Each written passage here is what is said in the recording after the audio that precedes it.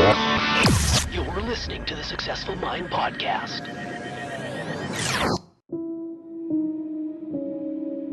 What solidified it for me, and this is a great story, it was in 1980. I'm 10 years old. My dad gets a sabbatical, to go teach in the country of Algeria in North Africa. And think about this, and for any parents out there, would you do this? I'm a parent. I can't believe what my mom did. She put me on an airplane by myself at 10 from JFK Airport, outside of New York City. I flew to Paris alone, and then from Paris to Algiers.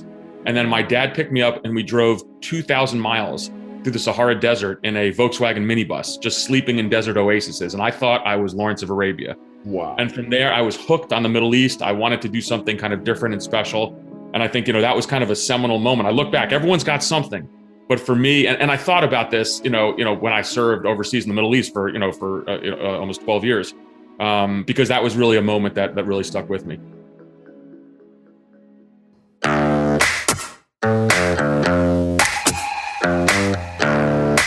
Successful people learn how to make their minds work for them. We are Life is Now, and this is the Successful Mind Podcast.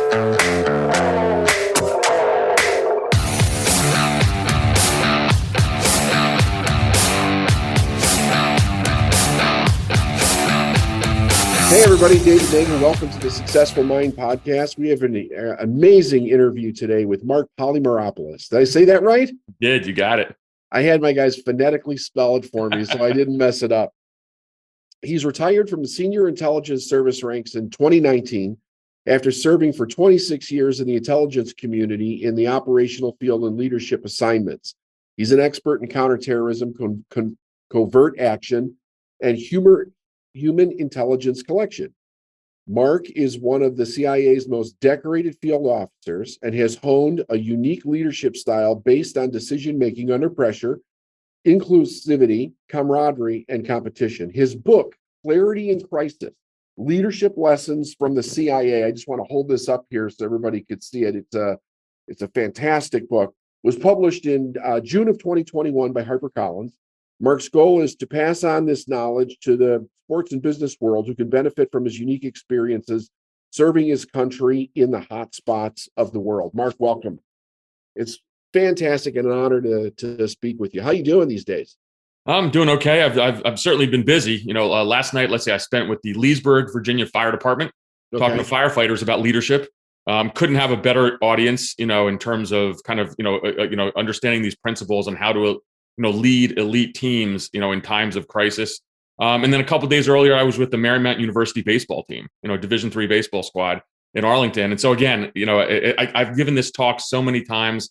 I've done it with with teachers to Fortune 500 companies, first responders. So the response has been tremendous. I've had a blast. That's fantastic. I mean, congratulations to you. So let's get into tell us about the book. What is the book about? What did you design it to do? What is the message that you want to get to people with this book? So it was really interesting. So at the end of my career, I served 26 years at CIA. And the bottom line is when I finally retired after all this time and after having multiple leadership jobs, I finally was a good leader. I was a really bad leader for most of my career. And I kind of reflected on that. And what happened is, particularly by 2019, when I finally retired, is I'd honed a leadership style in terms of leading under crisis. I talk about it when there's a lack of situational awareness. That's a buzzword we use, or there's ambiguity. It's kind of embracing the gray. And I found that I was able to really do this, and I started kind of dissecting this. And there was just some fundamentals that I would do with these teams. Again, at the end of my career, after having made so many mistakes, and I was thinking that in retirement I can pass this on. Look, I'm not going to go give this to Harvard Business School. This is not kind of a fancy leadership seminar. It's kind of true, tried and basic principles on how, elite teams perform, when times are tough. And again, the response has been tremendous. Yeah, it's really interesting because I'm in the business of helping people build businesses, and I've been doing that for 24 years. And most of the things that we help people do, it's just not taught in school. They're not taught how to make money. Right. They're not taught real world marketing and sales. It's great in theory that what a lot of universities teach, but when it actually comes down to having a conversation with somebody on the street or building or running a team within your company, it's a very different ball game. Was there anything like, let me think about how I want to phrase this question. In your youth, when you were growing up, was there anything that was leading you in this direction? I mean, how the hell does somebody get to the CIA to begin with? Can you tell I that love story? this. No, this is a great question. And so one of the things also when I go out and I give these leadership talks, I mean, I'm cheating a little bit because I do talk about public service and I talk about my life journey to CIA because, one of the things I also want people to do is get excited about serving their country. And I don't care if you're doing it at the local level, the state level, the federal level, like I did, be a cop, a firefighter, a teacher, but do something kind of to help your fellow citizen. And so I like telling the my life journey. And for me, it was, I grew up a middle-class kid from New Jersey. I still have those kind of, Bruce Springsteen, roots. Nice. My dad was a college professor, but the fact of the matter, my dad's a Greek background. So we used to go back every summer to Greece. He had 3 months off. It's a great job being a college professor. So the first kind of part of my journey is that I traveled all the time. So when I was a really young kid, and of course my entire professional career, I was overseas, just going to crazy places. But I think that what solidified it for me, and this is a great story, it was in 1980. I'm 10 years old. My dad gets a sabbatical, to go teach in the country of Algeria in North Africa. And think about this. And for any parents out there, would you do this? I'm a parent. I can't believe what my mom did. She put me on an airplane by myself at 10 from JFK Airport, outside of New York City. I flew to Paris alone and then from Paris to Algiers. And then my dad picked me up and we drove 2,000 miles through the Sahara Desert in a Volkswagen minibus, just sleeping in desert oases. And I thought I was Lawrence of Arabia. Wow. And from there, I was hooked on the Middle East. I wanted to do something kind of different and special. And I think, that was kind of a seminal moment. I look back, everyone's got something. But for me, and I thought about this, when I served overseas in the Middle East for almost 12 years, because that was really a moment that really stuck with me. So that kind of inspired the dream, right? You wanted to figure out a way to get in there. So, what was the route that you took to get into the CIA? Sure. So military or no, I was not. So it's the only job I ever had. So I went to undergrad and grad school at Cornell University, and there was a career center. And I remember, I graduated in 1992. I remember when I went for my interview, there was protests on campus against the CIA. So there's a security officer with an earpiece. As I walked in, I'm thinking, what the hell am I getting myself into? And I just interviewed for a job there. I wanted to do public service. I'd broken it down to either the CIA, the DEA, the FBI, something like that. And CIA was the first organization I interviewed with. And after a tremendously long background process, again, because of all my kind of, my Greek background, about 18 months later, and after I graduated, sitting around in my basement of my parents' house in New Jersey, my father ready to kill me because I had no job. I think I was working at the Banana Republic. But I finally got hired in January of 1993. January 3rd, in fact, was my first day at CIA. And it's the only job I really ever had, 26 years. Wow. That's incredible. Did you have to, I heard somewhere that, so you speak multiple languages, correct? Well, I learned, so for CIA, I learned both Arabic and Spanish. And so, Arabic was it was a pretty tough kind of 2-year slog, which I never mastered. I tried. I was not a great linguist, but, as an operations officer, and we can talk about, that in a bit, what I did, but you have to speak the language in the country where you're serving. So I went through a 2-year language program. That's it. It's all you do. For 2 years, you learn a foreign language. So first they teach you how to be in the CIA, and then you go through 2 years of school. Right. A lot of training. You don't even go into the field. You go right into school to learn how to speak another language for 2 years. That's right. So what happens is, for the operational side of the house, you go to basically a 1-year training program, and it's, you get sent down to a not so secret anymore military base, or it's CIA base. And so you learn, tradecraft training. You learn how to be an intelligence officer. And that has to do with, surveillance detection, or how the whole process of recruiting, a foreigner, a spy, which is really interesting, and how you get someone to betray their country. You have to, kind of identify their motivations. It's frankly a very, I would say it's a Psych 501 class, not a 101 class, or it's a master's degree in sales. But ultimately, you're taught that for a year. Then you come back and you have 1 or 2 more years, depending on the language of training. So it's a hell of a long process. And, there's a reason for it, because we want to send people out to the field who are prepared, but there's also a weeding out process. You got to want this. And I've told people, and then you go into a job where you work day and night for the rest of your career. So it's a pretty unique profession. So I want to ask you a question.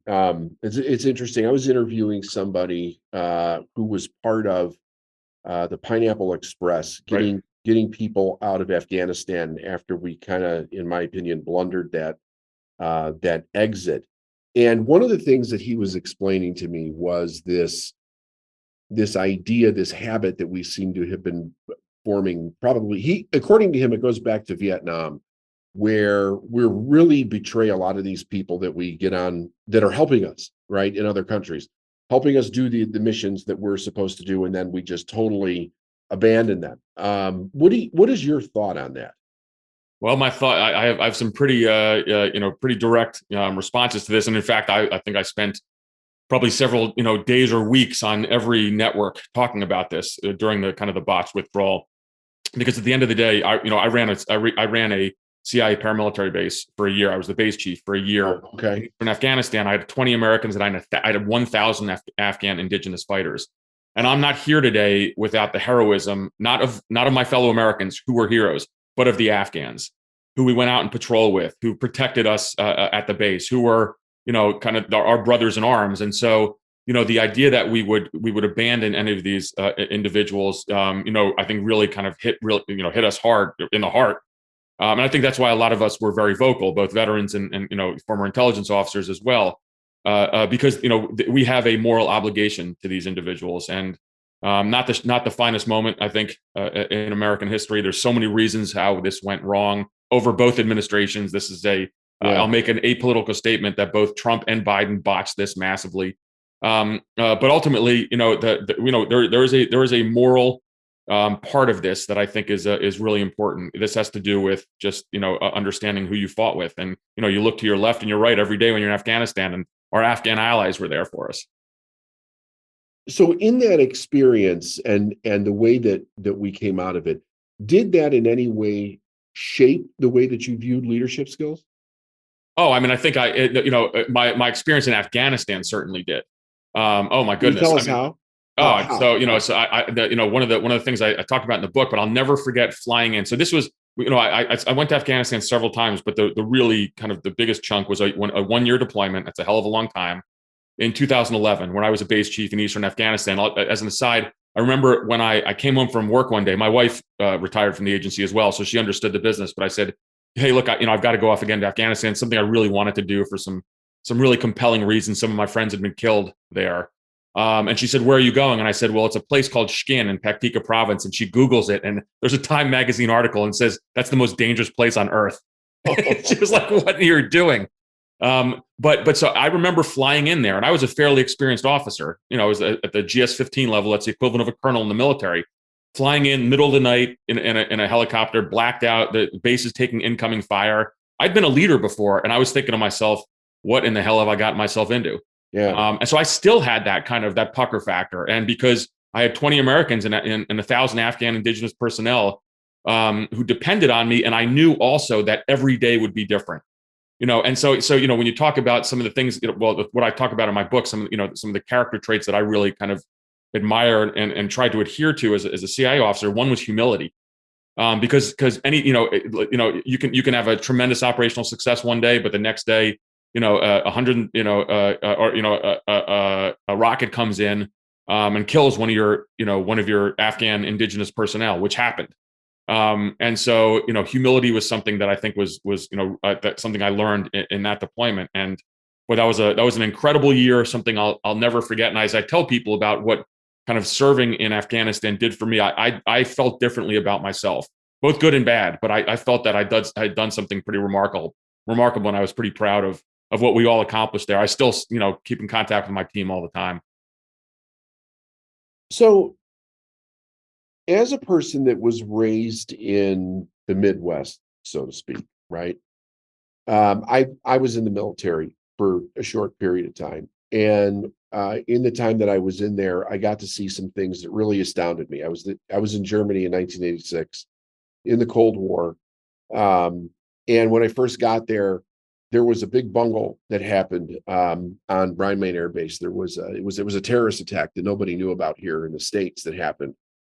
And what they did was, this was what we were told when we were, because we didn't go to our place of duty at the time. They took us up to, they shipped us to Berlin for a week. But here's what happened. There was, I guess, black sites that people couldn't go to, like bars and such, that you could not frequent because they were known terrorists hanging out. Right. So this guy goes anyway. And this woman starts hitting on him. He thinks he's going to get sex from this woman. She takes him in her car, and she's a terrorist. She's part of a terrorist group, and she kills him in the car. They take his uniform, they put it on another guy. They take that guy's car, and they put a bomb under it, and they drive it into Rhine-Main Air Base, and they put it in front of the embassy there. It was designed to go off at 9 o'clock in the morning during some meeting that was supposedly going to happen. But it went off the wrong time. It went off at like 3 a.m. Shattered windows. Nobody died. So it was an interesting thing. I had never experienced anything like this. I'm 20 years old, going on 21, going overseas, and I think it's going to be a party, right? Because it's the Cold War, right? I mean, I heard about Vietnam because my father was in Vietnam, but I didn't understand what war was. I was a kid, happy-go-lucky, like I'm going to go in the military and see the world and have a good time and party and shoot guns and have fun. And the guys and the gals that I was in with, also, I was an MP. They basically had the same kind of idea. Right. And when we got over there, we found out very quick that we lived in a very different world. Right. We had to go through terrorist training, which woke us up to like the horrors of what it actually is and what's happening in these other countries. And I remember experiencing a fear that I had never experienced before. I would imagine you had to go through something like that yourself. And here's my question. How did you because from a leadership perspective now, right? How did you learn to deal with the fear? I mean, you're going into one of the places that's considered one of the most dangerous places on the planet. How did you handle the fear of that and the uncertainty of what it is that you are about to go into? So I think the answer to that is everything's based on experience. And so first of all, fear is a good thing. If you don't have some kind of fear factor in a dangerous situation, something actually is wrong with you. You don't want to freeze up ever, but if the hair is standing up in the back of your neck, that means you probably your senses are reacting appropriately. But I think for me it's all based on experience. So I wasn't in the military. I joined the CIA and off I go to the Middle East. And early on, or not early on, but during my career, several things happened. And so I was posted overseas, but I was involved, both with the lead up and then the invasion in Iraq. I went to Afghanistan after 9/11, soon after 9/11, and then obviously a decade later for a year. And I'd served in multiple Middle East assignments where we had a huge counterterrorism threat, or a huge terrorism threat. And I was actually a member of what we called our counterterrorism center. So that my job was running counterterrorist operations. I have been in embassies where Al Qaeda tried to attack the facility with a car bomb. Unfortunately, it didn't go off, but there was a firefight in the front. So all these experiences build up to where when I finally got to that kind of the probably the seminal moment, which was that year in Afghanistan, I had a lot of experience. I still had those. I still was nervous, but I think that what's critical as a leader when you have these things to fall back on, and that's why. At CIA, it's a really interesting process in which, everybody, of course, wants to get promoted and become a leader very quickly. But there is something to be said for kind of a more slow, methodical rise in which you get so much experience in that. And by the end of my career, I would go into a CIA station. I say, there's nothing going to happen today that I haven't experienced. And most of the time, the way I reacted previously, I probably got it wrong. But this time, maybe I'm going to get it right. So whether it was a cranky ambassador, whether it was a terrorist attack, whether it was one of my officers being killed, I mean, really bad things happening, or maybe, a coup in a country. You look back and you're like, I've experienced this before. Or as a leader, the last point I'll say is, or you are mature enough and you're confident enough in yourself as then you'd say, actually, or I'll call someone and ask them for help. You don't have that arrogance that saying that I'm going to do this myself. And so ultimately at the end of the day it was experience. But I'll tell you, one story on this is when I was in an embassy and the embassy was attacked and we were breaking open the weapon safe. And I had to spin. If you remember when you're in the military, especially as MP, there was a safe with a dial. Remember those dials? Yeah. You got to go left, right, left. my hand, I'm looking at it, it's literally shaking violently. There's automatic weapons fire hitting our office. There's grenades, being tossed on the top. A car bomb hits the back, doesn't go off, and I have to spin this damn lock. And I remember doing it, and then I also remember getting everyone, in the station and having them put body armor on and handing out the weapons. And afterwards, and my heart rate went from 0 to 1 billion. I was terrified.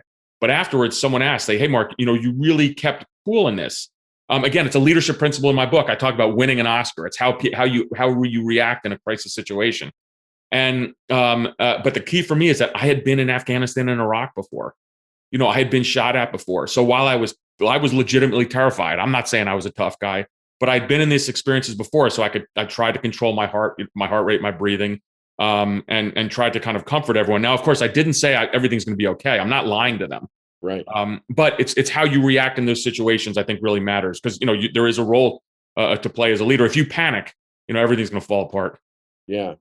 And when you were training for the CIA, did they teach you things about fear? Did they teach you I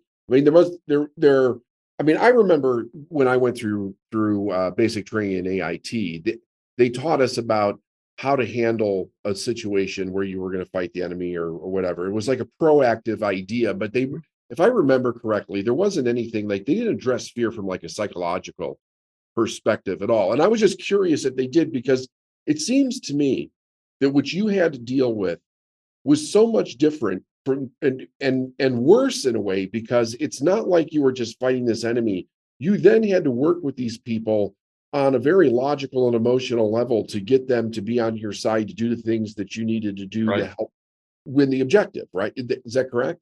Yeah. And so, again, the note, so in CIA training, the one thing you do, it's kind of interesting. And all of this stuff, I think that I hope the agency at some point kind of takes a look at a lot of these things, because they seem counterintuitive. So as a CIA case officer, what I did is I was trained to operate on my own. So my job is to go out and meet an agent on the street. It's meet a spy on the street. So I run a surveillance detection route. I do things to get myself clean, to make sure no one is following me. So maybe that's a 4 or 5 hour surveillance detection route, but it's all the decisions are based, on my own. And there's kind of a decision matrix, whether you have to determine if you have surveillance or not. We're not taught, though, what happens when, an embassy is attacked. So I think that, or war zone operations, I think that's just based on experience. We do go through some very basic rudimentary weapons training. So, before these deployments, I would go off and shoot an M4 or go through kind of, basic M4 training for a week or two. Same thing with a sidearm, with a Glock and a shotgun. But that's primarily defensive training. Again, CIA, this is not a direct action kind of tactical type of job. But ultimately, again, it goes back to just kind of pure experience. And there's nothing that beats that. And that's what I would try to tell my officers as I got older in my career too, is everyone wants to kind of rise up super fast. And one thing the CIA, I think they do right, and it frustrates some younger officers, because it's not the same in the business world. You can have a superstar get elevated very quickly at a young age. At CIA, it's much harder to, because they really do value that kind of hard fought, grinding it out field experience. Which that's meeting hundreds of agents. That's dealing with different liaison services, going through incredibly different experiences all over the world. That's what makes a great officer. Yeah.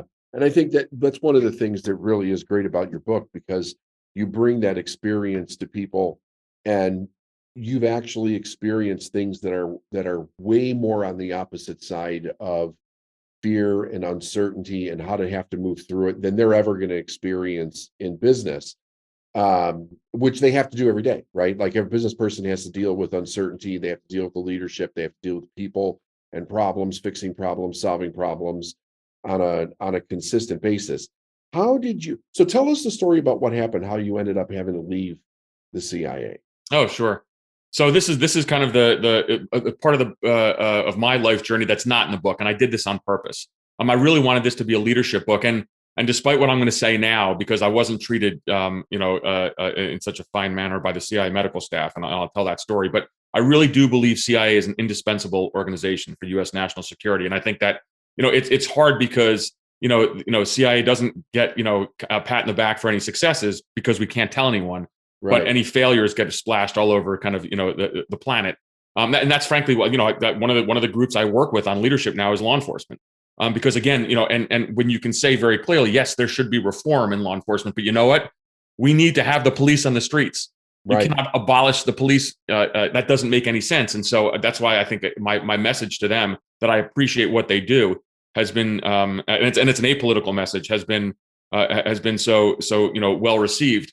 But I think that one of the things as a CIA officer is that you kind of you learn over time that you don't need that kind of affirmation, that any kind of public affirmation. And again, it's just this kind of absolutely kind of unique, strange job in which you have to be able to have that kind of inner strength, where you don't need the American public to kind of pat you on the back. But again, it's an indispensable institution that I think the country cannot live without. Yeah, but what happened to you though that caused you to have to leave? Right. It's really a testament to you and self-leadership in what you had to do to navigate that and to actually. Sure. So you see, I'm avoiding talking about it. No. Well, if you don't want to talk about it, no. I joke around. I joke around and say this story. because again, the message of the book, I want people to really, be positive towards public service. Okay, so for me, after a long career of doing counterterrorism operations, in the 2016-ish timeframe, I was promoted to the senior intelligence service, and that is the equivalent of general officer in the military. I ended up, when I finally retired, I was the equivalent of a 4-star general. So I had a hell of a career. But I moved from running counterterrorism operations, and they moved me to the deputy chief of operations in what we call the Europe and Eurasia Mission Center. So I was responsible as the deputy for clandestine operations over almost 50 countries, from Ireland all the way to the farthest time zones of Russia. But because Russia was so prominent at that time, and in particular, after 2016, and with how Russia did interfere in our elections, I decided to make a trip to Moscow because I needed to have what's called area familiarization. That's really important. Just for my credibility, I had to go out there, I had to meet the ambassador. And in fact, I had to meet with my counterparts in the Russian security services, which sounds weird, because they are an enemy of the United States. But even during the darkest days of the Cold War, the CIA still met the KGB. You have to have those lines of communication open. So ultimately, during this 10-day, area familiarization, non-operational trip, it was December of 2017 when I went, and one night in a Moscow hotel, something happened that really changed my life. I woke up, with this incredible start. I had a stunning case of vertigo, of tinnitus ringing in my ears, a brutal headache. I was physically, getting sick. And so, something had happened to me, and that started a really kind of terrible medical journey, where ultimately I think that, we've heard kind of the moniker used, Havana syndrome, where there was attacks against U.S. officials in Havana, Cuba. I think the same thing happened to me, but ultimately I had to retire by July of 2019 because I couldn't go to work anymore. I'd lost a lot of cognitive abilities. I've gotten better now with a lot of treatment. I couldn't drive. And my career was wrecked. And it was a career in which, and again, I say this humbly, and if you ever come to Northern Virginia, I'll take you down the basement. We can have a bourbon. I'll show you all the medals I have, in my the I love you wall that everyone seems to have. But I was a really highly decorated officer, I was really, rising to the top. So I didn't want to retire, but I had to. And unfortunately, the agency really didn't provide me the medical care that I needed. So I started, even after when I retired, I went public at some point and really, almost begged them for medical care. Finally, I got to Walter Reed's Medical Center, which is the U.S. military's preeminent, medical facility. And I was diagnosed with a traumatic brain injury, and I've gotten the care that I need to get better. So I'm talking to you now. But it was really an awful end of my career. And so you asked about the leadership lessons. The clear leadership lesson on that was, as a leader of any organization, you got to take care of your people. And unfortunately, CIA didn't take care of me when I needed them most. And it was a moral betrayal for me, because everything that I'd given back, or I had given to the agency. I don't blame the institution as a whole. I blame kind of select individuals, particularly in the medical staff. So I got to make that clear. But it was certainly unfortunate in the end. And the leadership lesson is very simply take care of your people. You make a pact with someone to do dangerous things. If something goes wrong, you got to have their back. And they didn't for me. And that was really unfortunate. Yeah. Yeah. Well, I mean, you hear stories about things that happen like this, working for the government, and that there's, I mean, in one sense, I can understand why they would not want something to be public, right? But even to take care of people and do it in a way where nobody knows can be done. Like there's so many things that we do, right? But this whole abandonment thing is like, that's not okay. Well, so you think about it, and so and this is, of course, the whole Havana syndrome issue is enormously controversial. It drives me crazy. Now, it's actually not good for me to follow this very closely, although I think there's a CNN special on Sunday night coming up where I'll be on that, or they interviewed me quite some time ago. But but I think that it's a story of how not to treat your people, and it's such a basic leadership lesson. And to this day, I've had several directors of the CIA call me up, former directors, and they said, I don't understand why they didn't give you medical care, because if they had, this doesn't get splashed across every media outlet on the planet. And so it's just, you live and learn. I've really struggled with, that idea of kind of moral injury, because it's an organization I still deeply believe in. I remember I did an interview one time, and I think this was with CNN, and it was, and Kylie Atwood, who's a fantastic journalist. She was stunned afterwards, and she had tears in her eyes, and she said, how do you still like that place after how they treated you? But it's because I actually do believe in the job and the business. Yeah. And so there's a lesson to this. And so, if my being kind of noisy about this now, and it's, I certainly have been over the last couple of years, if that can help someone get treatment, well, then I've done actually everyone a service. For sure. Absolutely. Absolutely. Well, and I want to thank you for your service. I mean, it's what you've done for your country is an amazing thing. And I just wish that they would treat our people better when they come home. I think it's pretty appalling. Look. I mean, you have Agent Orange from Vietnam. You have Gulf War syndrome from the first Gulf War. Jon Stewart has been a huge proponent of getting U.S. veterans treatment for burn pits. I mean, there's a history of this where medical ailments occurred and the U.S. government didn't respond. And I think with Havana syndrome, that story is yet to be told. But I think that's where we're going to go. And that's the result of being hit with a high energy weapon. Is that the theory? That's the theory. That's a theory, yeah.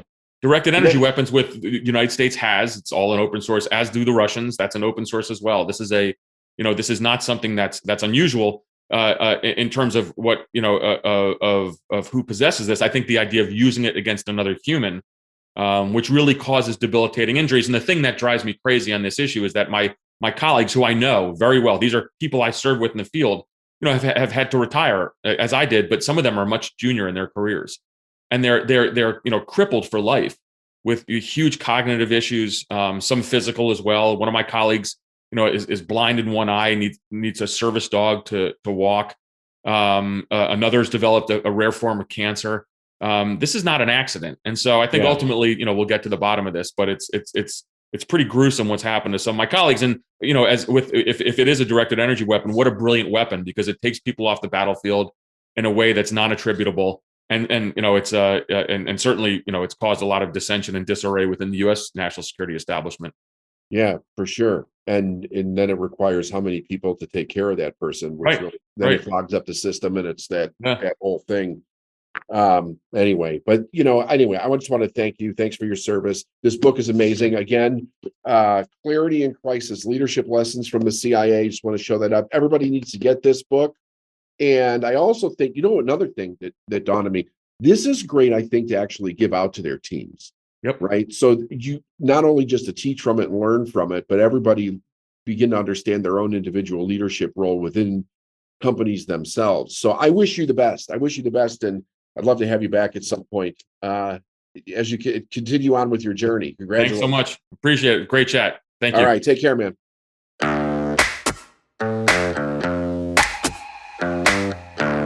Thanks for listening to the Successful Mind podcast. If you like what you've heard and you want to know more, go to davidnagel.com/free stuff.